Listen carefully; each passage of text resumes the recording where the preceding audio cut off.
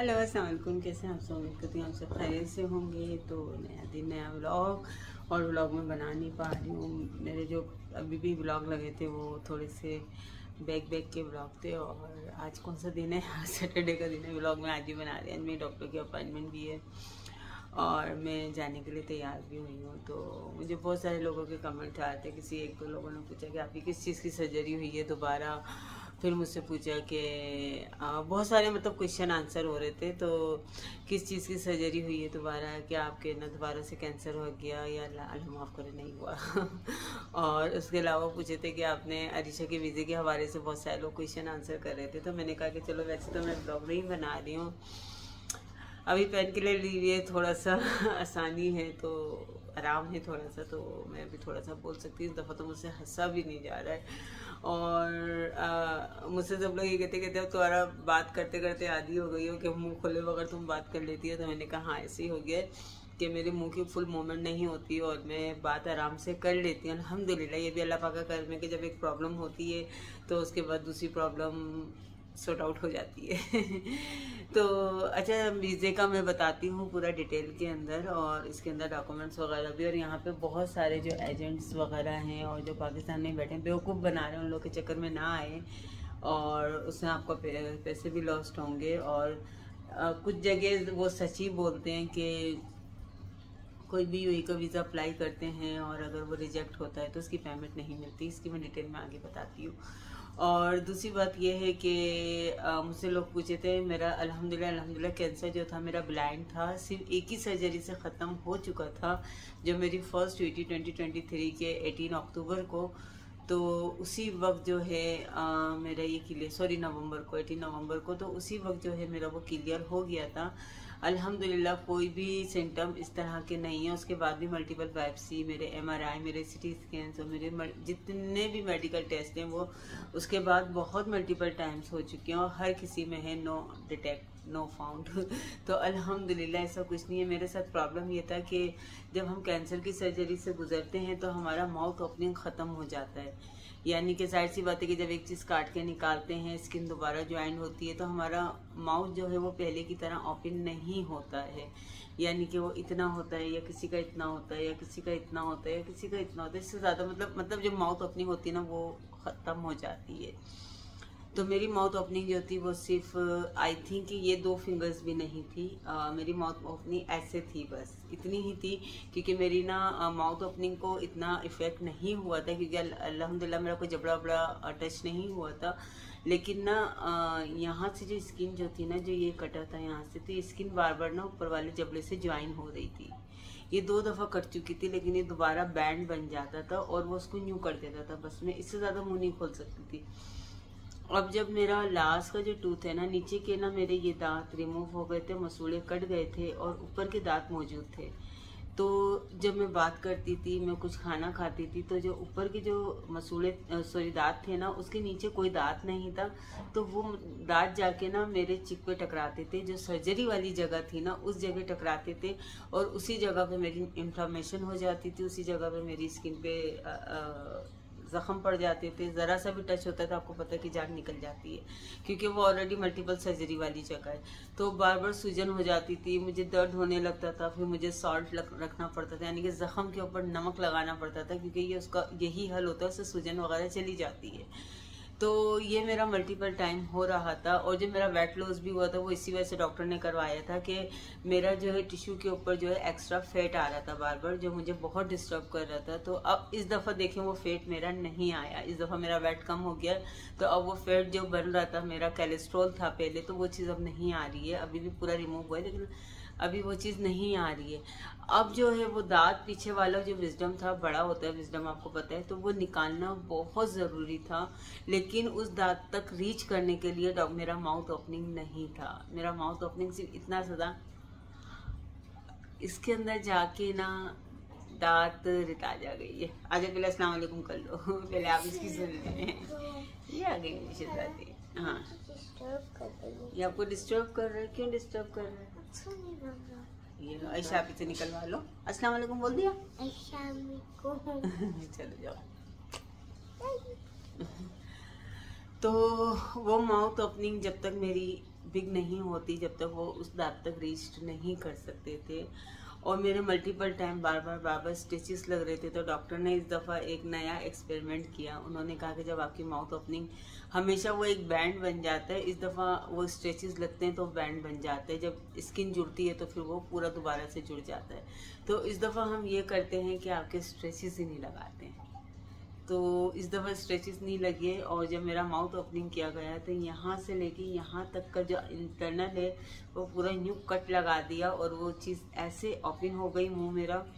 और फिर उन्होंने पीछे का टूथ निकाल दिया। और उसके बाद जो है ना, उन्होंने इसको स्टिचेस नहीं किए। तकरीबन 20 टाकों की जो जगह होती है ना, वो मेरे माउथ के अंदर ऐसी खुली छोड़ दी।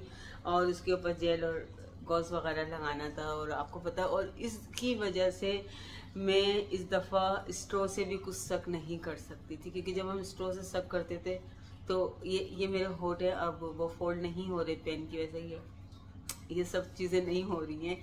तो अभी माउथ ओपनिंग मेरा मतलब है थोड़ा, क्योंकि डॉक्टर ने कहा था कि जितनी भी तकलीफ हो आपको, भले ज़ख़म में सब ब्लड आ जाए, लेकिन आपने माउथ ओपनिंग अपनी 13 स्टिक्स की करनी है। हमारी स्टिक्स होती हैं जो आइसक्रीम की स्टिक्स नहीं होती पतली पतली, इस तरह की स्टिक्स होती हैं, उसको मिलाते हैं तो एक 13 to 14 स्टिक्स जब करते हैं तो एटलीस्ट आपकी माउथ ओपनिंग इतनी होनी चाहिए नॉर्मली।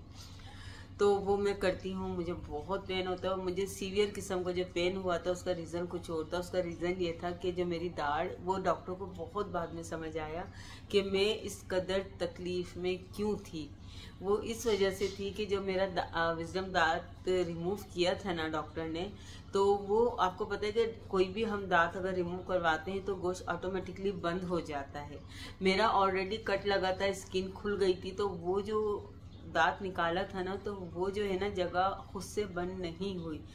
उसमें हल्का सा जो मतलब इतनी लंबी सी उसकी जो रूट्स निकलती है, आपको पता है कि दाढ़ की जो एक लंबी सी जो रूट्स ऊपर होती है वो ऊपर जबड़े की हड्डी से मिली हुई होती है। जब वो निकल गई ना तो उसके बाद जो था बारीक सा होल जो था वो ऊपर तक था और जबड़े की हड्डी तक नज़र आ रही थी। तो वो डॉक्टरों को बहुत मुश्किल से नज़र आया। जब मुझे 3 दिन पहले बहुत सीवियर किस्म का पेन हुआ और मैं इमरजेंसी में गई हूँ, मैंने कहा डॉक्टर ये नहीं हो रहा मुझसे बर्दाश्त। फिर जब मेरे डॉक्टर ने चेकअप किया, उन्होंने कहा सैमा आप डेंटिस्ट के पास जाइए, क्योंकि डेंटिस्ट और मेरे डॉक्टर ने दोनों ने मिलकर ये प्रोसीजर किया था। तो फिर मैं दूसरी बिल्डिंग में डेंटिस्ट के पास गई और फिर उन्होंने तकरीबन 10, 15, 20 मिनट वो मेरे मुंह के अंदर कोशिश करते रहे, क्योंकि मेरी माउथ ओपनिंग ऐसी नहीं है कि वो इजीली कुछ फाउंड कर सकें। तो उसके बाद उनको समझ आया कि प्रॉब्लम क्या है। फिर मुझसे कह रहे हैं फिर भी तुम ये बर्दाश्त कैसे करी। कह रही ये इतना सीवियर दर्द होता है कि जब आपकी हड्डी के ऊपर हवा लग रही होती है ना, या उसमें कोई भी पानी या कुछ भी टच हो जाता है तो जान निकल जाती है। अब इतने दिनों से बर्दाश्त कैसे करें, क्योंकि जब से निकाला, जब से मैंने कहा सर शायद मेरे अंदर वो चीज़ ख़त्म हो गई है, अब कि उस लेवल का मैं शायद पेन बर्दाश्त करने की आदत हो गई है, या पता नहीं मैं बैंडेज कंटिन्यू रख रही थी, इस वजह से हवा अंदर नहीं जाए। तो जब गई है तो फिर मुझे पता है, क्योंकि आप लोगों को पता है ना कि जब ईद वाले दिन मेरी तबीयत ख़राब हो गई थी, मैंने सडनली ठंडा पानी पिया था और जो मेरे ये दर्द और ये चीज़ें पकड़ी गई थी ना, मैं कह रही मुझे हुआ क्या है। मैंने एकदम से सिर्फ एक सिप पानी पिया है ठंडा और मेरी हालत बिगड़ गई थी। उसी वक्त भाई लोगों ने फ़ौरन मुझे टैबलेट दिए, फ़ौरन हम लोग घर आ गए और उसके बाद मुझे नॉर्मल होने में 2 घंटे लगे। तो अब समझ आएगा पानी जाके ऊपर जबड़े की हड्डी पे लगा था, उसकी वजह से ये सारा प्रॉब्लम हुआ था। लेकिन बहरहाल अभी जो है तबीयत बहुत बेहतर है अल्हम्दुलिल्लाह, मेरे साथ कोई ऐसा इशू नहीं है। लेकिन आप किसी भी बीमारी से बाहर आ जाते हैं, लेकिन जो उसके जो आफ्टर इफ़ेक्ट होते हैं वो बहुत लॉन्ग टाइम तक रहते हैं। तो ये मेरे आफ्टर इफ़ेक्ट हैं, उस चीज़ से मैं वापस आ गई हूँ, तो ये मेरा आफ्टर इफ़ेक्ट है। और बहुत सारे लोग मुझे कहते हैं आपकी बीमारी की वजह से अब इतनी कमज़ोर हो गई, हम आपको 1 साल बाद देख रहे हैं। क्योंकि आपको पता है मेरा चैनल ये दूसरा है, वो चैनल तो अभी उसकी 3 दिन पहले फिर अपील डाली। आप लोग दुआ कीजिएगा कि मेरा बड़ा चैनल वापस आ जाए। तो उसके बाद जो है ये मैंने खुद वेट कम किया है, ये किसी बीमारी का नतीजा नहीं। बीमारी से कम हुआ था 10 kg के अराउंड, बाकी 20 kg मैंने खुद बड़ी मेहनत से कम किया है ताकि मैं दोबारा किसी बीमारी से दूर रहूं। और अल्हम्दुलिल्लाह मेरा वेट लॉस करने के बाद मैंने अभी तक ब्लड प्रेशर की टैबलेट नहीं ली है, मुझे अभी तक घुटने में दर्द नहीं हुआ है, मुझे अभी तक ऐसा कोई भी प्रॉब्लम नहीं हुआ मेरी ज़िंदगी में किसकी वजह से मुझे प्रॉब्लम हो। मतलब मैं किसी भी तरह की मेडिसिन में नहीं हूँ, सिवाय इस सर्जरी पे जो मैंने ऑगमेंटन एंटीबायोटिक खाया, पेन किलर खाया, जो अभी पेन किलर ले रही हूँ, माउथ वॉश, जेल, वो जो आपको पता है कि केयर करने की जो चीज़ें होती हैं, तो उसके अलावा जो है अल्हम्दुलिल्लाह भी कुछ भी नहीं है। हाय बोल दिया, थक गई, मुँह दुख गया, थोड़ा सा 2 मिनट दीजिए। अच्छा जी, अब मुझसे वीज़े का लोग पूछ रहे थे, तो अच्छा यहाँ पे जो है ना, देखें एजेंट आप लोगों को बेवकूफ़ बना रहे हैं, वीज़े स्टिल बंद हैं, लेकिन आप वीज़े निकाल सकते हैं। एक उसका रियल प्रोसीजर होता है, आप अपने ब्लड रिलेशन का, अपनी फैमिली का, अपने सगे भाई का, अपनी बहन का, अपने भतीजा भतीजी का, भांजा भांजी का जो ब्लड रिलेशन है, जो फैमिली ट्री में आप प्रूव कर सकते हो। Family tree means is a family registration certificate. उसके अंदर अगर आप प्रूव कर सकते हो कि ये आपका ब्लड रिलेशन है, तो आप उनका वीज़ा इजीली निकाल सकते हो। लेकिन उसके लिए कुछ रिक्वायरमेंट होती हैं, आपने कहीं भी इधर उधर भटकने की ज़रूरत नहीं है। स्मार्ट आमिर जाएं। स्मार्ट आमिर जो है शारजा में नहीं है, दुबई में, देरा में बना 24/7 स्मार्ट आमिर। वहाँ जाइए, सारे डॉक्यूमेंट्स लेके जाइए। उसके अंदर जो डॉक्यूमेंट्स रिक्वायर्ड होते हैं, उसमें जो आप जिनके लिए अप्लाई कर रहे हैं और आप एप्लीकेशन फाइल कर रहे हैं, तो आपका चाहिए पासपोर्ट कॉपी, आपका वीज़ा चाहिए, आपका लेबर कॉन्ट्रैक्ट चाहिए, आपका 6 मंथ बैंक स्टेटमेंट चाहिए, आपके घर का जो अजारी है, यानी कि जो आपके घर का जो रेंटल एग्रीमेंट है वो चाहिए, और बस आई थिंक यही चाहिए। लेकिन लेबर कार्ड ज़रूर चाहिए, लेबर कॉन्ट्रैक्ट जो होता है वो, वीज़ा, आईडी, पासपोर्ट, ये सारी चीज़ें जो एक नॉर्मली होती हैं, लेकिन आपका बैंक स्टेटमेंट और अजारी आपको चाहिए। उसके अलावा जो है जिनके लिए आप अप्लाई कर रहे हैं, आपका भाई है या बहन है, उनके साथ आपका फैमिली रिलेशन, अगर आपका सगा भाई है तो जाहिर बात है आपकी फैमिली ट्री में है, और अगर आपका भतीजा भतीजी, भांजा भांजी है तो वो आपका उसमें दूसरे रिलेशन में आ जाएगा, यानी कि वो आपके भाई की फैमिली ट्री में होगा।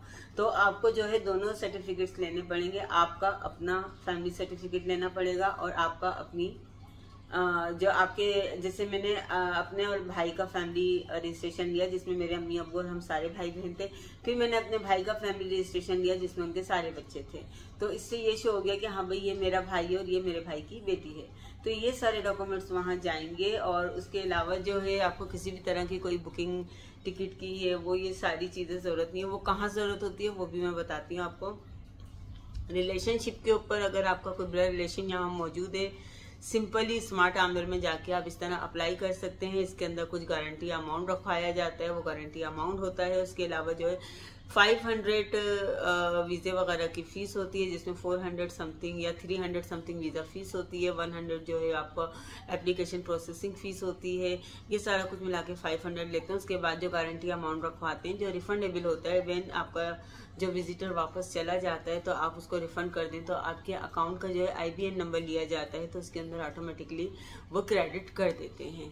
तो ये हो गया आपका ब्लड रिलेशन का। उसके अलावा जो है जो आपके ब्लड, हाँ, और दूसरे उन लोगों के भी वीज़े निकल रहे हैं कि जिनके पास जो 50 प्लस हैं उनको मिल रहे हैं, और जो 50 से अंडर हैं उनको वीज़े चाहिए तो उनके पास नॉर्मली वो ई-वीज़ा अप्लाई करें। हाफ वीज़ा जो है वो उनको अप्रूवल मिलता है, हाफ वीज़ा उनको पाकिस्तान में एम्बेसी से जाके लेना पड़ता है।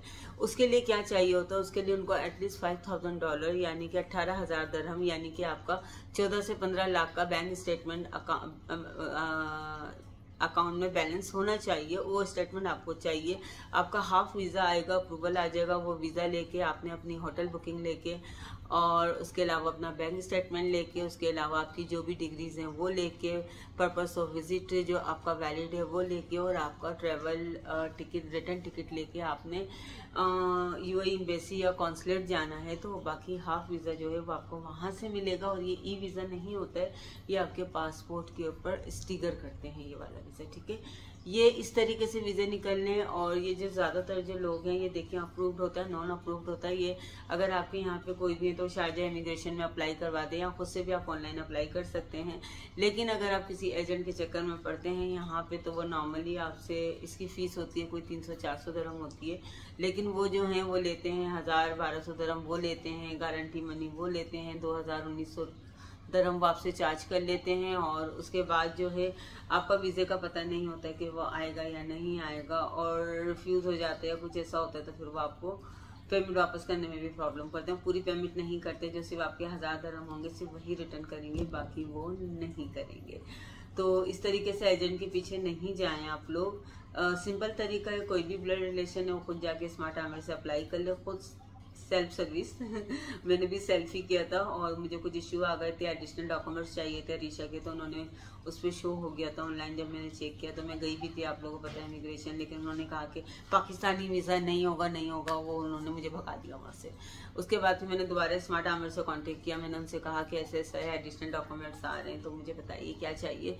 तो फिर उन्होंने मुझे कहा कि आप इसका रीशा का जो पहले का स्टेटस था उनको वो चाहिए था कि इन्होंने जो यहाँ का पहले 3 साल तक जो रेजिडेंस थी तो कौन सा वीज़ा कीप किया था, तो वीज़ा और एमिरेट्स आईडी चाहिए था।